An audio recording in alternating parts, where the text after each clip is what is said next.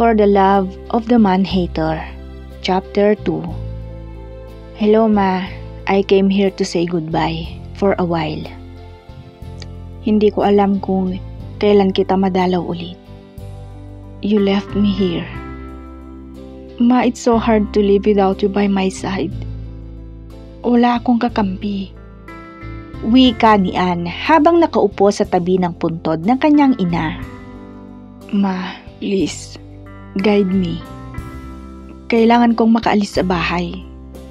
I don't wanna live there anymore. Sana magtagumpay ako sa unang hagbang na ginawa ko. And I'm sure, hindi ako matutunton agad nila Papa. Dagdag pa ng babae. Hindi niya gusto ang narinig na balak ng ama. Hindi siya papayag. At gagawin niya ang lahat para makaalis sa bahay nila. Makalipas ang ilang minuto ay nilisan na ni Ann ang Memorial Park. Dumaan muna siya sa isang mall para bilhin ang mga kailangan niya. Panay ang taimtim na panalangin para sa gabay ng may kapal, para sa plano niyang gawin. Masyado nang nalulong sa sugal ang kanyang ama. Hindi naman literal na sugal sa kasino, kundi sa mga pustahan. At ang narinig niya noong nakaraang gabi ay hindi niya kailanman sasang-ayunan. Over her dead body. Matapos mabili ang mga kailangan niya ay umuwi na siya para hindi makahalata ang kanyang ama sa balak niyang gawin. Pagdating niya sa bahay ay inihanda na niya lahat at siguradong walang makakapansin maging ang guard sa gate. Pinutol rin niya ang mga wires ng mga CCTV na nasa labas ng mansyon. Pagkatapos maisagawa ang lahat ng plano ay binuksan niya ang laptop para tingnan kung may update. Huminga si Ann ng malalim nang parang umaayon ang pagkakataon sa kanya dahil sa nabasa niyang email. Konting hagbang na lang. Lord, please, guide me. Usal niya, saka inayos na ang mga importanteng gamit niya. Lahat ng mga importanteng dokumento ay kinuha niya at nilagay sa laptop bag. Lumipas ang ilang oras. Wow! Maagang umuwi ngayon ah. Wala bang pustahan? O wala ka nang ipupusta? Ano pa bang natira sa'yo bukod sa kumpanya? O baka nga pati rin yun na ipusta mo na? Saad ni Ann sa kanyang ama na kararating lang. What are you talking about, Ann? Bakit ganyan ka magsalita sa akin? Turan ni Mr. Antonio. Because you're a gambler. You're not just a cheater, but a great gambler. Mariing wika ni Ann. Hindi na ako magtataka kung isang araw ako na ang ipusta mo. Saan kaya? Sa swimming or sa drag racing? Saan pa? Para mapaghandaan ko naman. Baka kasi magulat ako isang araw. May susulpot na lang dito at kukunin na ako. Patuloy ni Ann. Diretso ang tingin niya sa mata ng kanyang ama habang binibigkas ang mga salitang iyon. Dahan-dahan ka sa pananalita mo, Ann. I'm your father. Don't you have any respect for me? We did not raise you to be like this. May diing saad ni Mr. Antonio. How can I respect someone who ruined my family? Sa mga kagaya mo, hindi ninyo deserve ang respeto. Yung mga katulad mo, kasumpa-sumpa. Nagtatagis na ang ngipin ni Ann sa galit. Hindi niya kailanman matatanggap ang ginawa ng kanyang ama. At isinusumpa niya ang mga katulad nitong nabubuhay sa mundo. No words can explain how painful she is feeling. Kahit matagal nang wala ang kanyang ina. Lalo pang sumidhi ang galit ng babae dahil sa narinig na plano ng ama. What are you talking about? Bakit ba galit na galit ka sa akin? It's been years since your mom passed away. Nagkulang ba ako sa'yo? Pinabayaan ba kita? Wika ni Mr. Antonio na hindi na napigilan na magtaas ng boses sa unikaihan nito. Sige lang, makipagpustahan ka lang. Hanggang pati kumpanya at kaluluwa mo, maipusta mo na rin. yung kumpanya na pinaghirapan ninyo ni Mama. Hindi ka na nakonsensya sa mga ginawa mo? Gigil na gigil si Anne, kaya minabuti ng iwan ang ama sa salas. Napayuko na lang din si Mr. Antonio pag-alis ng dalaga. Sa kabilang banda, kanina pa pinagmamasdan ni Marcus ang isang application na natanggap niya sa email. Parang pamilyar kasi sa kanya ang may-ari. Ano kuya, may nakita ka na bang papalit sa supervisor mo? Tanong ni Grayson na nagpaangat ng tingin ni Marcus. Yeah, but I think it would be better to see them in person. For the final interview, para na rin makilatis kung tunay ang mga credentials nila.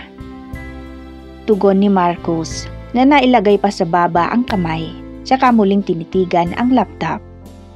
Pwede ko bang makita? Saad ni Grayson na mabilis na sumilip sa laptop, subalit mabilis ding tiniklop ni Marcus iyon. Not now. Alam mo ikaw, I thought you wanted to unwind. What are you doing here in my office? Turan ni Marcus. Napakamot sa ulo si Grayson. How can I unwind? It's raining. See, you don't even know. You're too busy to notice what's happening around. Sermon ni Grayson kay Marcus. So, what do you want me to do? Magpaluto ng munggo o sopas? Grayson Chai. Grayson Chai. I have so much work to do. If it's not too much to ask, would you please leave me alone? Saad ni Marcus saka muling binuksan ang laptop. I can help you pick a supervisor. Pangungulit ni Grayson. Titigil ka o paglilinisin kita ng kwarto. Baling ni Marcus sa kapatid na noon ay kinakalikot na ang laptop. I said, I'm going to the restaurant and eat some champurrado. Bye kuya, I'll bring you some later. Mabilis na paalam ni Grayson na parang kidlat na nawala sa opisina ni Marcus. Naiiling na muling binalingan ni Marcus ang mga kailangan niyang tapusin. Lumipas ang mga oras. Tahimik na ang paligid. Malalim na ang gabi. Maingat ang mga galaw ni Anne para hindi lumikha ng anumang ingay. Tanging liwanag lang ng mga ilaw sa labas, kaya malamlam sa loob ng mansyon. At sigurado, natulog na rin ang mga guard dahil sa ginawa niya kanina sa mga ito. Paglabas ng mansyon, ay pinuntahan niya ang bag na itinago niya sa likod ng malaking groto, malapit sa gate. Pagkatapos ay maingat na binuksan ang maliit na pinto ng gate. Lakad tagbo na ang ginawa niya nang matagumpay na nakalabas. Tiyak na walang magiging problema sa mga nasa main gate ng subdivision. Pagdating doon ay sinita siya ng mga guard. Pero nang pinakita ang isang bagay ay agad din siyang pinayagang lumabas. Sa hindi kalayuan ay nakapark ang isang Grab. Siniguro talaga ni Anne na walang bakas na may iwan sakaling tangkain siyang ipahanap ng kanyang ama. Sunod-sunod na buntong hininga ang pinakawalan niya habang nasa daan papunta sa isang tourist bus na sasakyan patungong Tagaytay. Lalong nakahinga ng maluwag si Anne nang sa wakas ay nasa loob na ng bus. Lumipas ang mga oras. Nakarating sa Tagaytay si Anne. Sa isang ordinaryong hotel na lang siya nag-book. 3:00 na ng madaling araw at talagang namimigat na ang mga talukab niya. Kaya minabuti ng dalaga na magpahinga na dahil 10:00 pa naman ang appointment niya. Ngunit bago tuluyang nakatulog ay pinalitan niya ang SIM card ng cellphone niya. Maging ang mga social media accounts ay deactivated na rin. Maya-maya ay payapa na siyang natutulog. Kinabukasan, dahil may mga importanteng aasikasuhin si Marcus, ay maaga ulit siyang gumising. Ito ang araw para sa interview, kung sino ang magiging kapalit ng nag-resign na supervisor. Ngunit, natigilan siya sa paglalakad nang maalala kung saan niya nakita ang isa sa mga nag-email ng application form. Kaya sa halip na sa banyo ang pasukin niya ay sa kanyang opisina. Sumunod din sa kanya si Grayson. "Kuya, I'm going." Paalam nito kay Marcus. "Sige, mag-iingat ka. Huwag ka na naman magpatagbo na parang biyaheng langit ha." Paalala ni Marcus sa kapatid. Saka umupo sa swivel chair at agad binuksan ang laptop niya. Makalipas ang ilang sandali, ay may kausap na siya sa cellphone. Hindi naman nagtagal ang pagkikipag-usap sa tinawagan niya. Pagkatapos ay tiniklop niya ang laptop at muling pumasok sa kwarto to prepare himself for the day. Makalipas ang ilang minuto, handa na si Marcus para sa final interview ng mga applicants. Maya-maya ay may kumatok sa labas ng pinto. "Come in." Pagbibigay pahintulot niya sa kumatok. Bumukas ang pinto at pumasok si Jel na may bitbit na tray. "Your coffee, sir." Saad nito habang papalapit kay Marcus. "Thank you, Jel." Simpleng tugon niya rito. "Sir, may dumating na applicants. Anong oras ba magsisimula ang interview?" Tanong ni Jel matapos ilapag ang kape sa mesa. "We can start now. Kung sino-sino na ang nandyan ay sila na ang mauna. Others will be followed. May isang special applicants at 10 a.m. Sagot ni Marcus. Saka humigop ng mainit na kape. "Hindi ka ba muna mag-breakfast, sir?" Tanong pa ulit ni Jel. "No. After 10 a.m. applicants, I will have my food." Tugon ni Marcus. Saka inayos ang sarili para sa pag-uumpisa ng interview. Nagpaalam na si Jel para ayusin ang mga aplikante na dumating. Pabalikwas namang bumangon si Anne matapos mamulatan ang liwanag na nagmumula sa bintana ng hotel. Napatingin siya sa wristwatch na suot niya. Napabuga siya ng hangin nang makitang 8:00 pa lang ng umaga, kaya may oras pa siya para paghandaan ang appointment niya. Umorder na siya ng agahan niya. While waiting for the food, she starts preparing. Inilabas niya ang mga binili niyang gamit para hindi siya agad makilala kung sakali. Makalipas ang ilang minuto ay may kumatok na sa pinto. Agad niyang tinungo para buksan. "Your breakfast, ma'am." Magiliw na wika ng guro na may tulak na cart. "Thank you." Saad ni Anne na sinundan ng tipid ng ngiti matapos ipasok ng guro ang mga pagkain niya. Pag-alis ng babae ay nagsimula na siyang kumain. Naisip niya noong nakaraan na sa Monte Cristo Hotel siya diretso, pero nagbago ang isip niya. Kailangan niyang iligaw ang ama kung sakaling ipahanap siya nito. Pagkatapos niyang kumain ay nagbihis na siya. Kailangan na niyang umalis doon, wearing her disguise.